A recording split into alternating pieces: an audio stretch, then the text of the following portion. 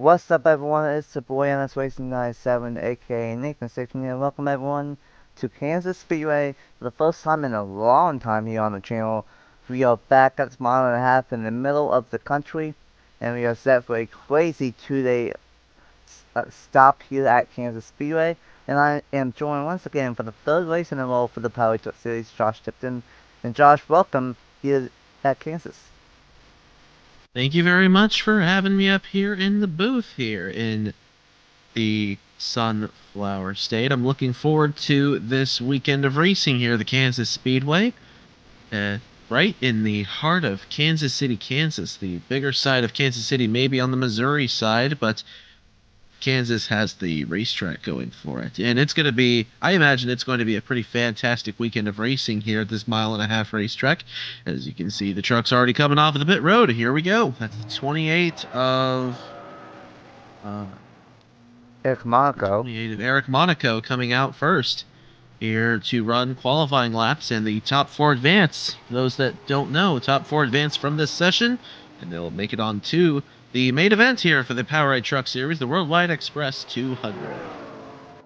And of course, you've been up here in the booth for 3 straight races now. Martinsville, the short track Texas, a high speed mile and a half, and now Kansas. It has its speed to it, but this version of Kansas is the 2009 flat Kansas. You have to slow down for these corners quite a bit, so it's not going to be anything like Texas at all. What do you think we might see with it being a completely different mile and a half versus Texas last time? Well, you said it. Prior to the mid-2012 reconfiguration, this track had 15 degrees of banking on both sides of the racetrack, and that's what we're running here today. And, well, hey, some of those races were actually pretty fun, and it's pretty fun here in NR2003, but it's definitely going to be a more technical sort of mile-and-a-half race than what maybe we could have expected from maybe like a newer Kansas or the Las Vegas race a little earlier on.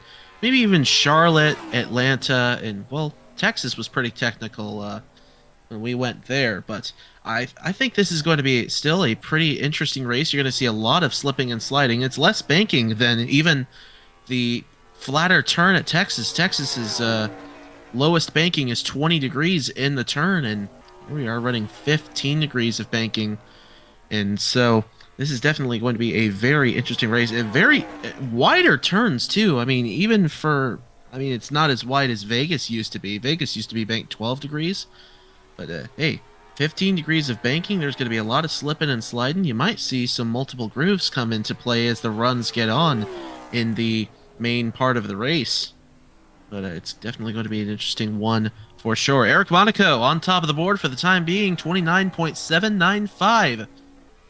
Eric Monaco, the first driver out, is the fastest one out here so far in part-time qualifying, and he's gonna come on in pit road. He thinks that's gonna be good enough, and it might be, because these tires, they fall off. I don't know if it's the old surface or just with it being a flat mile and a half, but tires fall off to almost a second and a half by the end of the green flag one of about 22-24 laps. So tires gonna be a major factor on the long run here at Kansas Speedway, and so far we are seeing that, because I think these times are already starting to slow down, and these drivers have only done 5-6 laps.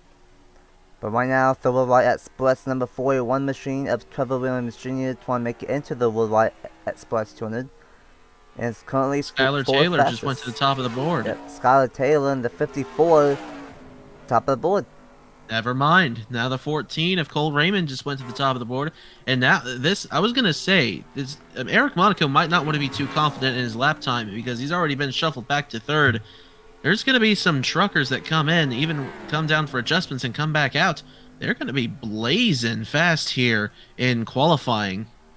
And so Eric Monaco definitely don't want to get too comfortable, even though that was a blistering lap time, 29.795. The fastest one's a 29.685 by Raymond. You see Raymond there getting around the 26 of Jeff Leifler. As there's Monaco coming out of the pits, looking to run a quicker lap time, maybe get up to the top of the board once again. All he needs to do is be in the top four, but you don't want to slip out You don't want to have other trucks overtake you with quicker lap times. 7.95 might seem comfortable, but things could change in a heartbeat. Yeah, we saw this three truck pack a little bit. With how this track is, draft's not too important in the turns, but definitely down the straightaways. That's where they got a little bit faster. And speaking of a little bit faster, I just saw, let's see, the six of Will Parrish just jumped up to third. So now, look at how close it is around that cut line. Parrish 794, Monaco 795, and Mauser 796. Very, very tight. And as well, Skylar Taylor jumped back up to second. So it seems like these tires, they came down pit road, got new ones, did some adjustments, got a little bit of a snippet of draft, and they keep on going faster. And you see Eric Monaco got moved all the way down to... You know they're coming down for adjustments. You know that's exactly what they were doing. Not just coming down for tires, taking a couple laps to get a feel of the racetrack, coming down, get a quick adjustment, get back out there and try to run the fastest lap time you possibly could. And there's Monaco riding around the racetrack, and behind is Vail Moscow in the 13, trying to potentially sniff some draft off of that 28 heading off into the third turn. But a big slide there by Moscow. And we'll see what kind of lap time Monaco gets coming around here. 3:21 left at Kansas. And he's not going to better his lap time. That's the thing about Kansas. 1 and 2, the outside is not really what it be.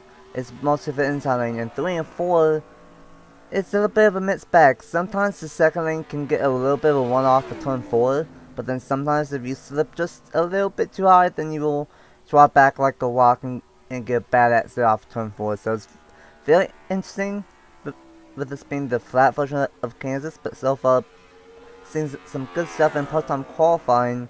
Have to see what happens when we have all 40 trucks on track. As I think with about 3 minutes left in the session, this might be the full lap make it unless someone comes back out with 4 tires and gets this draft. But right now, everyone, all 14 cars, or trucks I should say, are on the racetrack.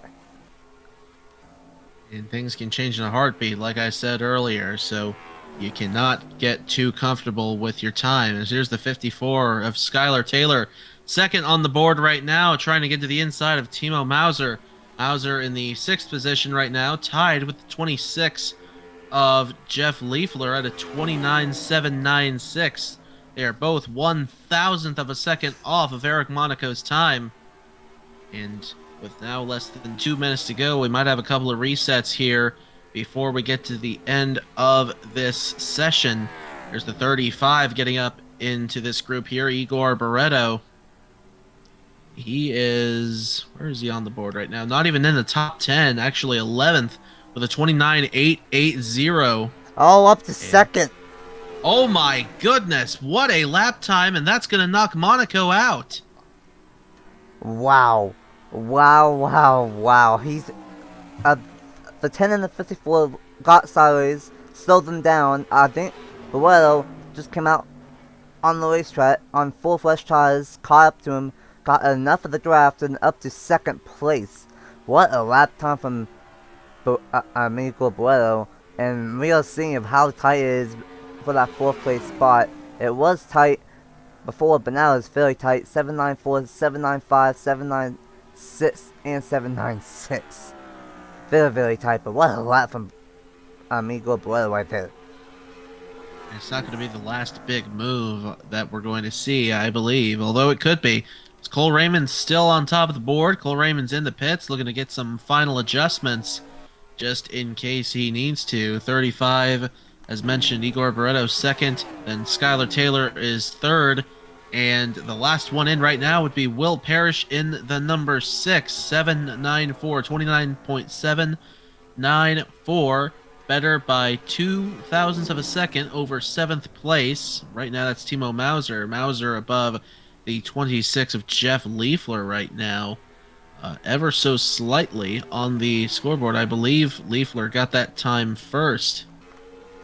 Is why the 26 is above the 10, but Monaco there in the 5th position, trying oh so desperately to get up into that top 4 that he was sequestered in for most of this session, and it looks like he might have to sit this one out.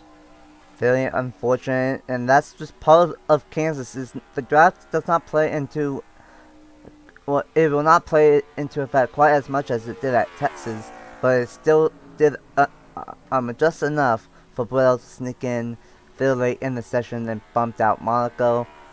Following along with the fastest guy in town for part-time qualifying, Cole Raymond, and his number 14, the only one to do a 6.85, and he will be on the show along with Barreto, Taylor, and Parrish for the Worldwide Express 200 for race number 8 on the season. See how long it lasts for. As the clock ticks down, are we going to get a reset here? You saw a big dive by Barreto into the corner, and yeah, that's going to be it. Cole Raymond, Igor Barreto, Skylar Taylor, and Will Parrish move on. And Eric Monaco. Just, Heartbreak. that's heartbreaking, but you know what? There will be other opportunities, and Monaco is definitely going to make his share of races this season, but that's just got to be heartbreaking to just barely miss out on that one. Yeah, it was in the top 4. Was fastest for the majority of the session until everyone else went on track. Got a little bit of a slight draft, and that's where Raymond got a fast lap time. Barreto, Parrish, Taylor, they all went faster because they got a snippet of the draft, and unfortunately Monaco on down will not make it into race number 8 on the season, but they will have to, they will have another chance next time out at Darlington for race 9 on the season to try and make it for the Meadow Yellow 200. But first we got the Worldwide Express 200 here tomorrow at Kansas Speedway, and it will be a good one for sure.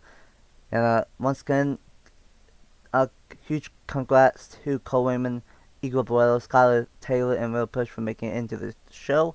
And until tomorrow for race 8 on the season, we will see you guys later. Bye.